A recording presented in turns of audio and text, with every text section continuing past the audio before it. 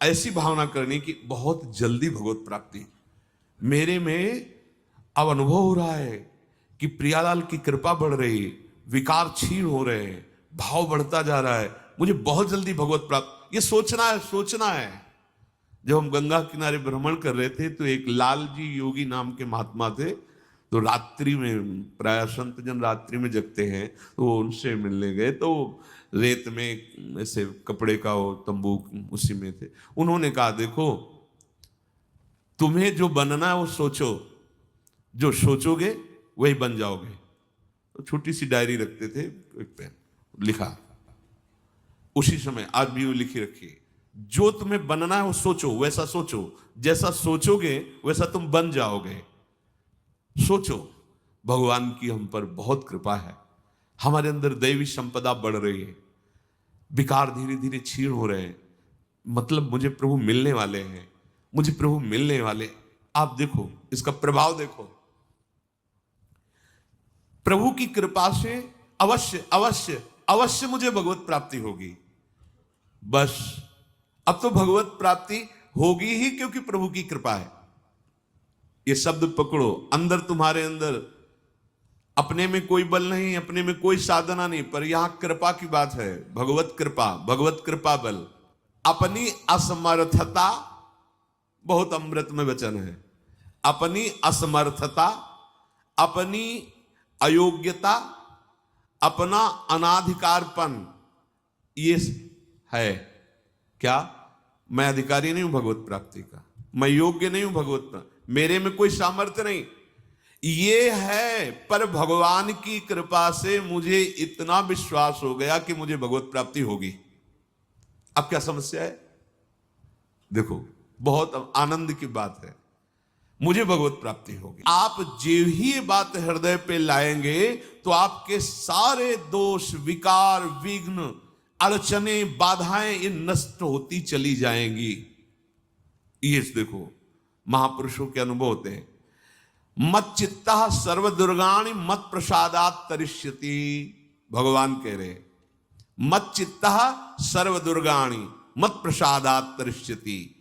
सारे के सारे विघ्न, सारे के सारे दोष, सारे की सारी भगवत प्राप्ति में जो अड़चने हैं वो भगवान की कृपा प्रसाद से नष्ट हो जाएंगी और मुझे भगवत प्राप्ति होगी। मत चित्ता सर्व दुर्गाणि मत प्रसादात, साधन प्रसादात नहीं कह रहे, यहां समझो, मत प्रसादात तरिष्यति, तू तर जाएगा मेरे कृपा से।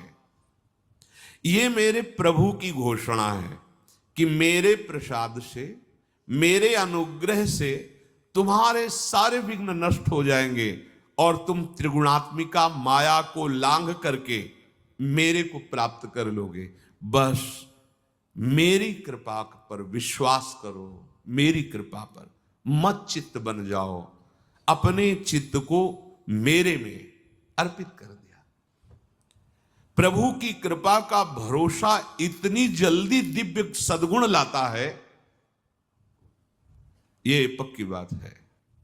जो दिव्यता आती है भागवतिक, वो भगवत कृपा से आती है, और ये कृपा तभी अनुभव में आती है, तो पर अनुभव में तभी आती है जब ये बात आ जाती है कि मैं असमर्थ हूं, मैं अयोग्य हूं, मैं अनाधिकारी हूं, पर भगवान की कृपा है, प्रभु की कृपा है हम पर, अब मुझे निश्चित भगवत प्राप्ति होगी। ये तीन बातें जीवन में आना बड़ा कठिन होता है, असमर्थ हूं, अयोग्य हूं, अनाधिकारी हूं।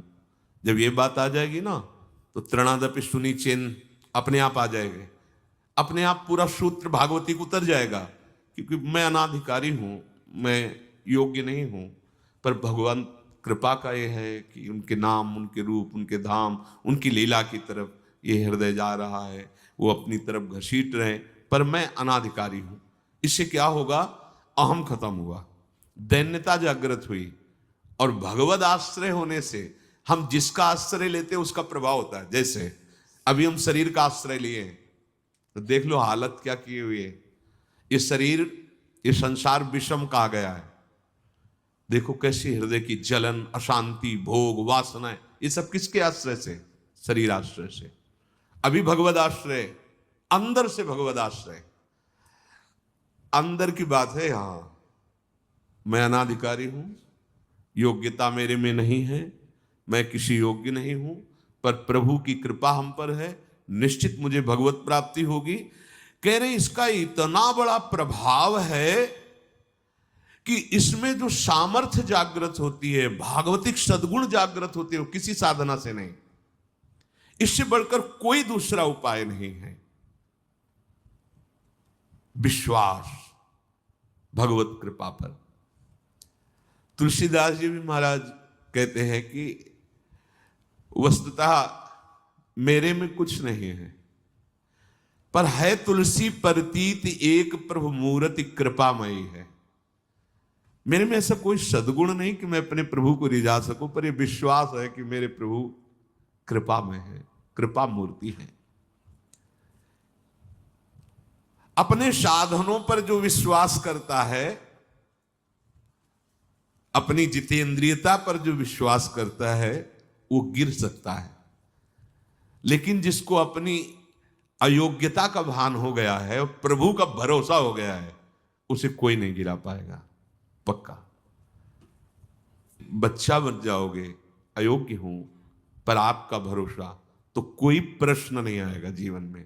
अगर प्रश्न आता है तो आप वाणी से बच्चा कहते हो, लेकिन अंदर अहंकार है, वो अंतर्यामी सदगुरु जानता है।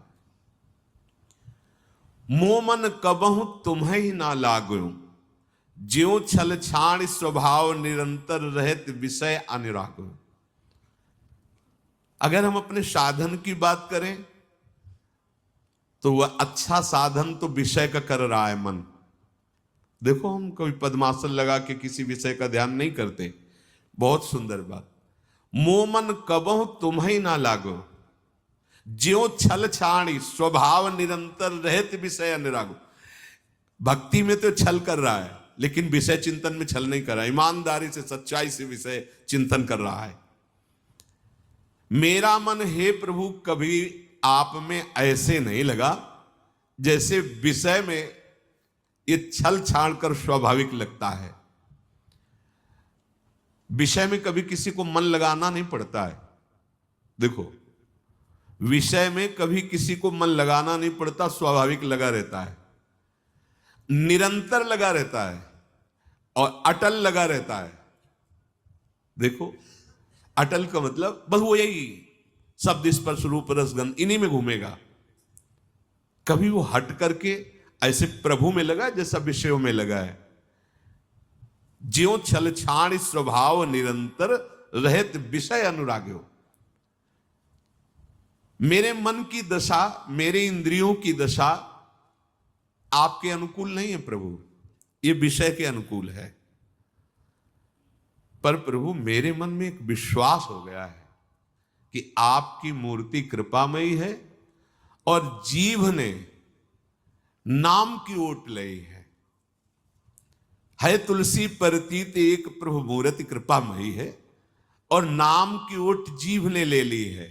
बस अब सब कुछ हो जाएगा। चौथी बात, प्रत्येक प्राणी में, संसार की प्रत्येक वस्तुओं में मेरे प्रभु समाये हुए हैं। यहां सिद्धावस्था आती है। ये तीन बातें बहुत जोर की।